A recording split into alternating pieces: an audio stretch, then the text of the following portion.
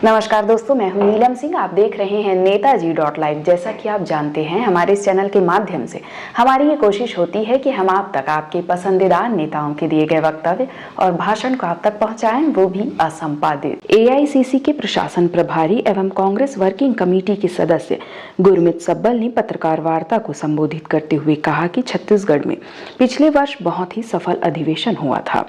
रायपुर से जो यात्रा शुरू होने वाली है वो अपने मुकाम में पहुंचने वाली है। नरेंद्र मोदी खुद डर रहे हैं और कांग्रेस को उल्टा सलाह दे रहे हैं कि डरो मत। मोदी सरकार पूरी तरह से हिली हुई है और जाने के कगार पर है। अब 400 पार बोलने की हिम्मत नहीं हो पा रही है। नरेंद्र मोदी और भारतीय जनता पार्टी के लोग नहीं बोल पा रहे हैं। नरेंद्र मोदी जवाब दे, कश्मीर में भारतीय जनता पार्टी को किसने निपटा दिया? कश्मीर में भारतीय जनता पार्टी चुनाव से क्यों भाग रही है? कश्मीर के अंदर 3 सीट हैं। भारतीय जनता पार्टी कश्मीर के अंदर एक भी प्रत्याशी नहीं उतार पाए हैं। कश्मीर को वह सबसे बड़ी उपलब्धि मानते थे।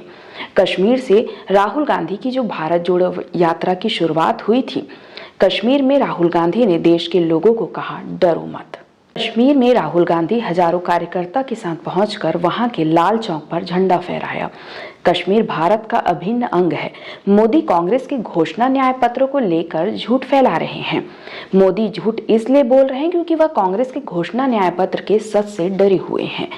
देश में सबसे बड़ा सच यह है कि महंगाई जिसका मुकाबला खुद मोदी नहीं कर पा रहे हैं, पिछले 10 सालों में महंगाई बेतहाशा बढ़ी है। रिजर्व बैंक ऑफ इंडिया का डेटा यह बताता है कि पिछले 1 साल के अंदर भारत में आम जनता की देनदारी है वह 75% बढ़ी है। यह वो जनता है जो महंगाई से त्रस्त है।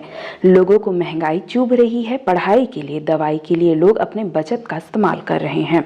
नरेंद्र मोदी मंगलसूत्र की बात बार बार करते हैं और वह भी data reserve bank of India का है कि पिछले 5 साल में देश के अंदर गोल्ड लोन 5 गुना बढ़ गया है।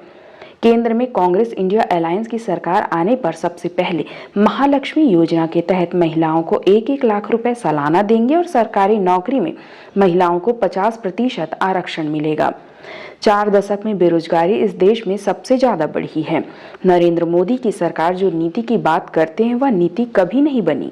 जैसे न स्मार्ट सिटी बनी, न मेक इन इंडिया बनी, न गंगा साफ कर पाए, न ही किसानों की आय दुगनी की। देश के अंदर जो भी काम हो रहे थे वह नरेंद्र मोदी के गलत पॉलिसी से रुक गया। मेक इन इंडिया मैन्युफैक्चरिंग का जो योगदान 50% बढ़ जाएंगे, आज 10 साल के बाद 20 से 25% गिर गया है। यह मोदी सरकार का डेटा है। मैन्युफैक्चरिंग मोदी सरकार के दौरान 1/4 के करीब गिर चुकी है, इसलिए रोजगार नहीं है। नरेंद्र मोदी जीएसटी लाए, हर व्यापारी जीएसटी से दुखी है।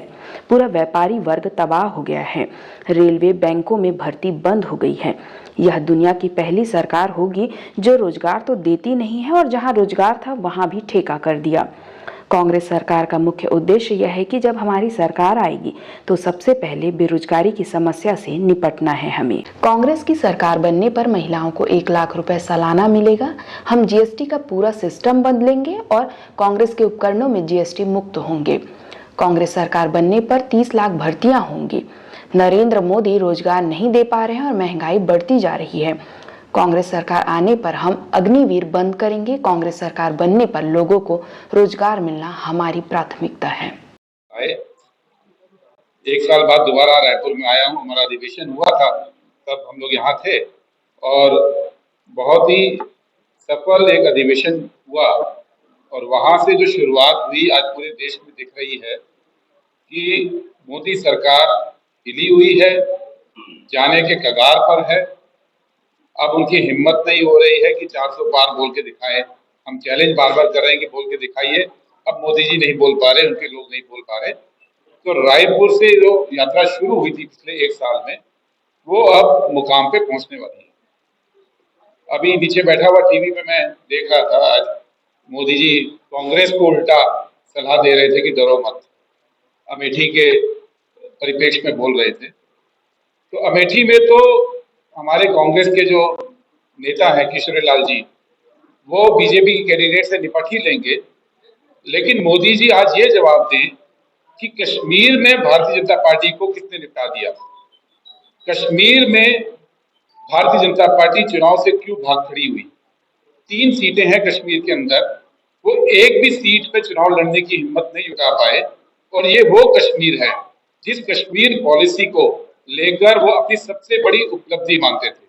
ये वो कश्मीर है जिस कश्मीर के बारे में वो मानते हैं कि उन्होंने जो काम किया है वो कभी किसी ने नहीं किया।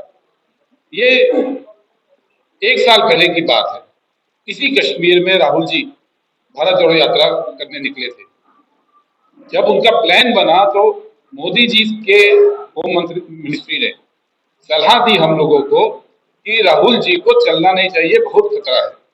राहुल जी को वहां सिक्योरिटी के साथ कुछ एक जगह में जाना चाहिए, पैदल नहीं चलना चाहिए। पर राहुल जी ने उस समय देश को मैसेज दिया, एक मैसेज कि डरो मत, दूसरा मैसेज कि कश्मीर भी हमारा है, कश्मीरी भी हमारे हैं और मैं उनके बीच में जाके पैदल चलूंगा। और 3 दिन वो पैदल चले और चौथे दिन हजारों लोगों के साथ उन्होंने लाल चौक में जाकर तिरंगा फहराया, हजारों लोगों के साथ। बीजेपी के अध्यक्ष एक बार गए थे बड़ी बुलेट प्रूफ गाड़ियों में और फौज की सिक्योरिटी में, लेकिन राहुल जी हजारों कार्यकर्ताओं के साथ, लोगों के साथ लाल चौक पहुंचे, झंडा फहराया और वहां स्टेडियम से लोगों को कहा कि कश्मीर हमारा अभिन्न अंग है। तो आज मोदी जी क्यों भूल गए, आज भारतीय जनता पार्टी ये क्यों भूल रही है कि कश्मीर इस देश का अभिन्न अंग है? वो क्यों कश्मीर से चुनाव से भाग खड़े हुए हैं और आज हिम्मत नहीं कर पा रहे हैं? इसलिए आज डरो मत की अगर बात है तो ये मोदी जी को कही जानी चाहिए कि मोदी जी डरिए मत, कश्मीर में जाइए, कश्मीर भारत का अभिन्न अंग है, कश्मीरी हमारे लोग हैं, जाइए चुनाव लड़िए। आप 400 सीटों की बात कर रहे हैं, उसमें 3 सीट कश्मीर की आपने क्यों निकाल दी? मोदी जी आप सब जानते हैं इन दिनों जिस भाषा में बात कर रहे हैं, कांग्रेस के मैनिफेस्टो को लेकर जो झूठ फैला रहे हैं, वह पूरा देश जानता है। हमारे मैनिफेस्टो में जो बात नहीं लिखी हुई उसको कल्पना करके लोगों से बात कर रहे हैं। और वो झूठ क्यों बोल रहे हैं? वो झूठ इसलिए बोल रहे हैं क्योंकि कुछ सच उन्हें डरा रहे हैं। जैसे देश में सबसे बड़ा सच एक है जिसका मुकाबला मोदी जी नहीं कर पा रहे, वो सच है महंगाई का सच। महंगाई हर व्यक्ति को छू रही है। पिछले 10 साल के अंदर महंगाई बेतहाशा बढ़ी, लोगों की तनख्वाही नहीं बढ़ी, लोगों की इनकम नहीं बढ़ी। और ये हम नहीं कह रहे, रिजर्व बैंक ऑफ इंडिया का आप डेटा देखिए। रिजर्व बैंक ऑफ इंडिया का डेटा ये कहता है कि सिर्फ पिछले 1 साल के अंदर भारत में लोगों की जो लाइबिलिटीज है आम जनता की, हर घर की, वो 75% बढ़ी है। एसेट्स 14% बढ़े, लाइबिलिटीज 75%, यानी जो देनदारियां हैं सिर्फ 1 साल के अंदर 75% बढ़ी है आम जनता की। ये वो जनता है जो महंगाई से त्रस्त है।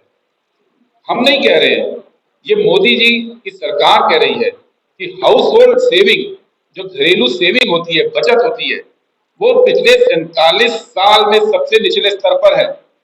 47 साल, यानी हमारी उम्र में हमने जितना कुछ देखा, कभी भी हाउस होल्ड सेविंग इतनी नीचे नहीं गई जो मोदी राज के अंदर चली गई है। तो क्यों नीचे जा रही है? वो इसलिए नीचे जा रही है कि लोगों को महंगाई चुभ रही है। पढ़ाई के लिए, दवाई के लिए, रोजमर्रा की जरूरतों के लिए लोग अपनी बचत का इस्तेमाल कर रहे हैं। और तीसरी बात, जो मंगलसूत्र की बात मोदी जी बार बार करते आए, तो ये भी data reserve bank of India का है कि पिछले 5 साल में गोल्ड लोन 5 गुना बढ़ गया देश के अंदर। तो गोल्ड लोन क्या होता है कि घर की महिलाएं अपने जेवर, अपने मंगलसूत्र गिरवी रखती हैं, कर्जा लेती हैं ताकि उनके कुछ खर्चे चल सके, बच्चों की पढ़ाई हो सके, बच्चों की दवाई हो सके। वहां पे इस देश को आप ले आए हैं कि लोगों को अपना सोना गिरवी रखना पड़ रहा है। इसलिए कांग्रेस पार्टी ने वायदा किया कि अगर हमारी सरकार अब जब आएगी, अब तो अगर शब्द भी हट गया, कांग्रेस की सरकार आएगी, इंडिया अलायंस की सरकार आएगी, तो सबसे पहले हम महालक्ष्मी न्याय योजना के तहत महिलाओं को 1-1 लाख रुपया सालाना देंगे। इसलिए देंगे क्योंकि जो उनको अपनी बचत काट कर घर का खर्चा चलाना पड़ रहा है, जो उनको अपने मंगलसूत्र गिरवी रखने पड़ रहे हैं, वो कम से कम सरकार पैसा दे। और मोदी जी ने जो मंगलसूत्र गिरवी रखवा दिया है उसको छुड़ा कर ले आए। और आपने देखा कि क्या कह रहे थे एआईसीसी के प्रशासन प्रभारी एवं वर्किंग कमेटी के सदस्य गुरदीप सब्बल। इसी तरह हमारे चैनल में बने रहने के लिए चैनल को लाइक करें, शेयर करें और सब्सक्राइब करें। नमस्कार।